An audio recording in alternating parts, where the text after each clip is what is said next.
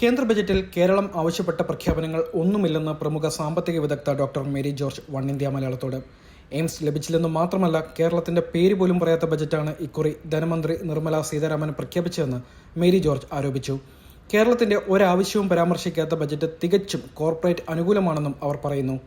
AIIMS ഇല്ലെന്നു മാത്രമല്ല, കേരളത്തെക്കുറിച്ച് ഒരു പരാമർശം പോലും നടത്താൻ തയ്യാറാവാത്ത ബജറ്റായിരുന്നു ഇത്. ശരിക്കും ഇതൊരു കോർപ്പറേറ്റ് അനുകൂല ബജറ്റാണ്. അങ്ങനെ പറയുന്നതിലും ഇതിനെ ഒരു pro Bihar, pro Andhra Pradesh budget എന്ന് വിളിക്കുന്നതായിരിക്കും കൂടുതൽ ഉചിതം.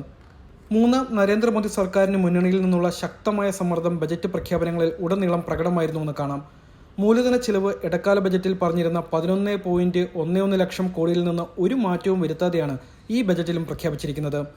റെയിൽവേയിലും ഒരു മാറ്റവും വരുത്തിയിട്ടില്ല. ഈ മേഖലയിലാവട്ടെ വലിയ മാറ്റം ആവശ്യമായിരുന്നു. കേരളം ചോദിച്ചിരുന്ന മൂന്നാമത്തെ പാത എന്ന ആവശ്യത്തെക്കുറിച്ച് ബജറ്റിൽ പരാമർശങ്ങളൊന്നും വന്നിട്ടില്ല. കൂടാതെ കേരളം ആവശ്യപ്പെട്ട 24,000 കോടിയുടെ പാക്കേജിനെ കുറിച്ചും ബജറ്റിൽ പറഞ്ഞിട്ടില്ല. ഒരു തരത്തിലും കേരളത്തിന് ആശ്വാസകരമായ പ്രഖ്യാപനമില്ലാത്ത ബജറ്റാണിത്. കേരളം എന്ന പദം പോലും ഉപയോഗിച്ചിട്ടില്ലെന്നും മേരി ജോർജ് പറഞ്ഞു. കാർഷിക മേഖലയ്ക്ക് ചെറിയൊരു ഊന്നൽ നൽകിയിട്ടുണ്ട്. അതിന് കാരണം കർഷകർ ഒരു കാൽ സമരം മുഖത്തേക്ക് വെച്ചു എന്നതുകൊണ്ടാണ്.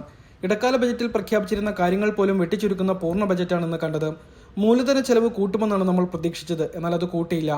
അഭ്യസ്ത വിദ്യരുടെ തൊഴിലില്ലായ്മ പരിഹരിക്കാൻ ഇന്റേൺഷിപ്പ് പദ്ധതികളും പ്രഖ്യാപിച്ചിട്ടുണ്ട്.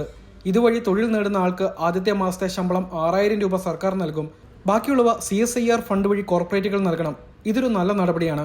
എന്നാൽ 2014 തന്നെ മോദി സർക്കാർ സ്റ്റാർട്ടപ്പ് ഇന്ത്യ പദ്ധതി അവതരിപ്പിച്ചതാണ്, മേരി ജോർജ് വ്യക്തമാക്കി. എന്നാൽ ഇത്രയും കാലം കഴിഞ്ഞിട്ടും ഇപ്പോഴും അതേ നിലയിൽ തന്നെയാണ് അവ നിലനിൽക്കുന്നത്. ഒന്നും നടക്കുന്നില്ല. നോട്ട് നിരോധനം പോലെയുള്ള മണ്ടൻ തീരുമാനങ്ങളെടുത്തു. GST പോലെയുള്ളവ വേറെയും. ചെറുകിട വ്യവസായങ്ങളെ നോട്ട് നിരോധനം തകർത്തു. മുൻ പഠനം കൂടാതെയുള്ള GST നടപ്പാക്കലും ഈ മേഖലയെ തകർത്തു. ഇത്തരം പ്രശ്നങ്ങൾക്ക് പരിഹാരം ബജറ്റിലില്ല. 2.5 കോടി തൊഴിലവസരം സൃഷ്ടിക്കുമെന്ന് അവർ പറയുന്നുണ്ട്. കാർഷിക മേഖലയ്ക്ക് ഒരു ഊന്നലുണ്ട്. പിന്നെ ഊർജ്ജ മേഖലയ്ക്ക് ചെറിയ താങ്ങ് നൽകിയിട്ടുണ്ട്.